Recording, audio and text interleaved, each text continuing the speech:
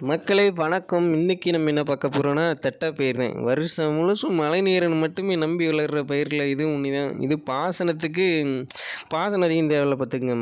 மழையை சார்ந்து இதை சாகுபடி செஞ்சுக்கிடலாம். இதனால தான் இதை இது என்ன சொல்கிறது, ட்ரை லேண்டில் வளர்கிற ஒரு பயிருன்னு சொல்லுவாங்கள்ல, இந்த ரெயின் ஃபீட் கிராப்ஸ்ன்னு சொல்லுவாங்கள்ல, அந்த மாதிரி.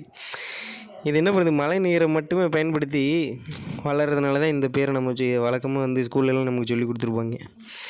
பிறகு இதை பற்றி இன்னும் விசேஷம் என்ன சொல்லலாம், வறட்சியை தாங்கி இது வளர்ந்துரும் பார்த்துருக்கேன். குறைவான கொஞ்சமாக மண் வளர்ந்தாலும் சரி அதில் வளர்ந்துடும். இந்த பனிக்காலத்தில் முக்கியமாக இது வளர்ந்துடும். சோளம், கம்பு, ராகி, தீரகம் இந்த மாதிரி பயிர் வகை இருக்குல்ல, துவரம், உளுந்தம், பயத்தங், கொண்டக்கடலை, நிலக்கடலை, எள்ளை, சேலை, சோயாபீன்ஸு, சனப்பத்தின்லாம் சொல்லுவாங்கல்ல, நீங்கள் அந்த வகையில் தான் இது ஒன்று தான் பார்த்துக்குங்க. நார்ச்சை பயிரில் ஒன்று, பருத்தி போல் தான் இதுவும்.